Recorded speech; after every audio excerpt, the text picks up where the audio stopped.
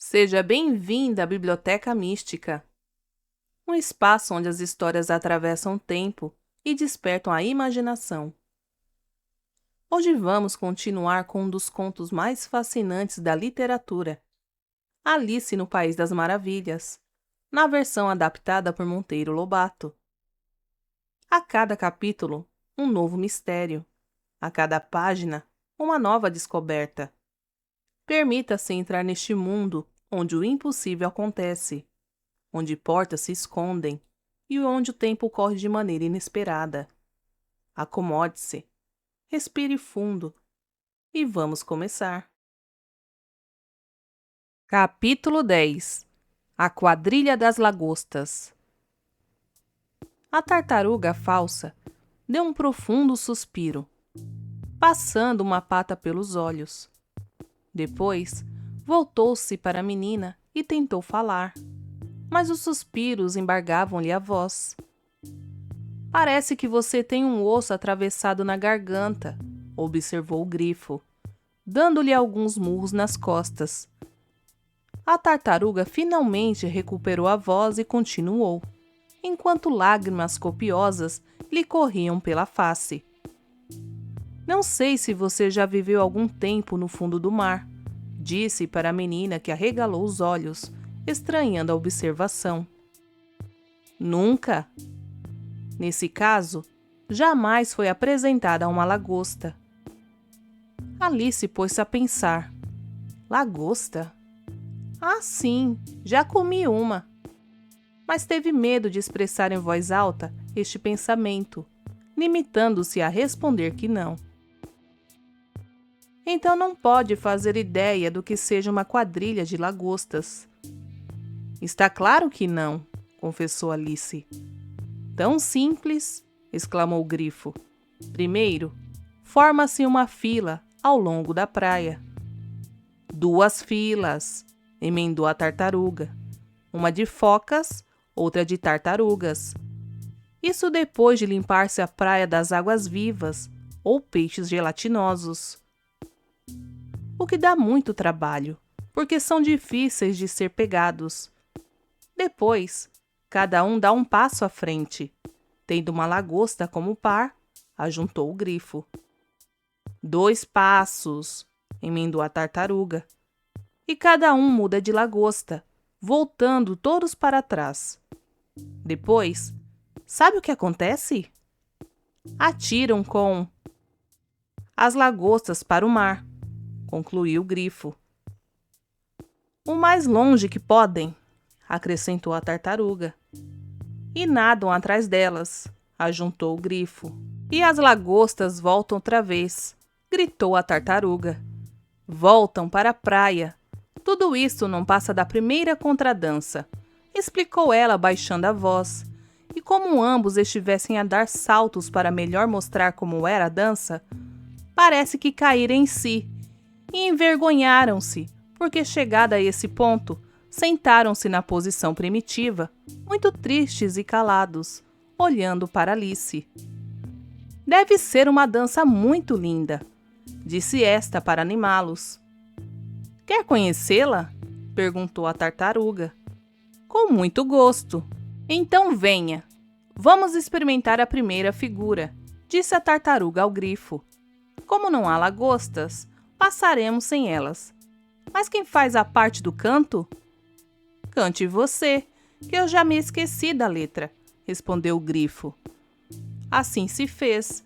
Começaram os dois a dançar em volta de Alice, pisando-lhe os pés quando se chegavam demasiado. A tartaruga falsa não só cantava, como ainda marcava o compasso com as desajeitadas patas. Alice nunca imaginou espetáculo mais cômico, porque se há criatura que não deve dançar nunca, é uma tartaruga. Quando a dança chegou ao fim, a menina disse: Bravos, bravos! A dança é linda e o canto mais lindo ainda. A letra refere-se às pescadas, um peixe que já vi inúmeras vezes ao Jan. E parou de repente. Ao Jan? Repetiu a tartaruga, sem compreender que era apenas a primeira sílaba da palavra jantar. Se você as viu muitas vezes no tal Jan, então conhece muito bem como são elas. Alice, que só conhecia pescadas fritas, respondeu com alguma dúvida. Sim, sei. Tem os rabos na boca e são cobertas de farinha de biscoito. Está enganada quanto à farinha de biscoito. Os peixes não podem andar cobertos de farinha, porque a água os está lavando constantemente. Mas é verdade que tem um rabo na boca, disse a tartaruga. Qual a razão disso? Em vez de responder, a tartaruga bocejou e disse ao grifo. Conte. A razão, explicou este, é que quando foram à dança das lagostas, de medo de serem agarradas pelo rabo e atiradas longe, meteram os rabos na boca e nunca mais puderam tirá-los. Eis tudo. Obrigada, disse a menina. É muito interessante a explicação. Não há mais alguma coisa? Se quer, poderei contar outra, observou o grifo.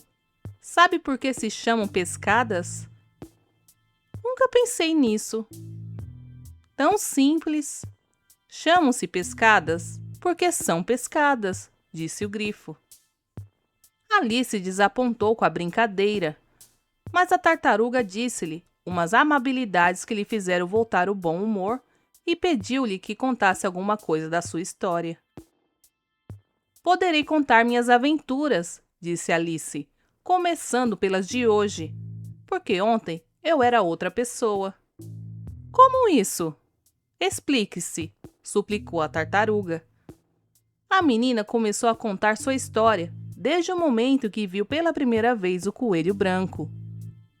Ficou meio nervosa a princípio, porque as duas criaturas vieram postar-se muito próximas dela, uma de cada lado, de bocas abertas e olhos arregalados.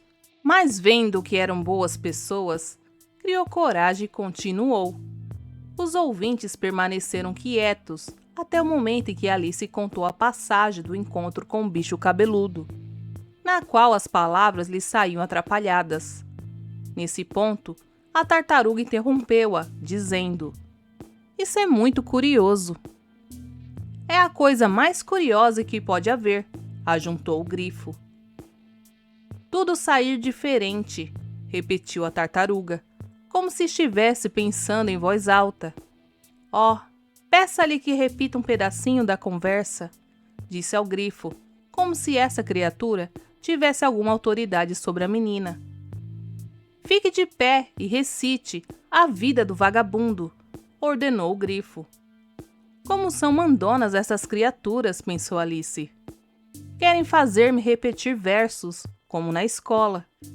Mas apesar disso, levantou-se e começou a repetir os versos que sabia de cor.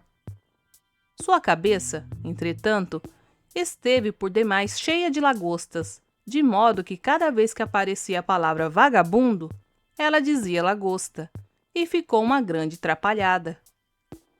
Esses versos são muito diferentes do que aprendi na escola, disse o grifo. Eu não os conhecia, mas devo dizer que me soam muito mal, acrescentou a tartaruga. Alice nada respondeu. Sentou-se e escondeu o rosto nas mãos pensando. Meu Deus, será que nunca mais me acontecerá nada naturalmente? Gostaria que ela se explicasse, disse a tartaruga. Impossível. Esta menina nunca poderá explicar o que disse, declarou o grifo. Continuemos com o recitativo. Vamos à segunda parte.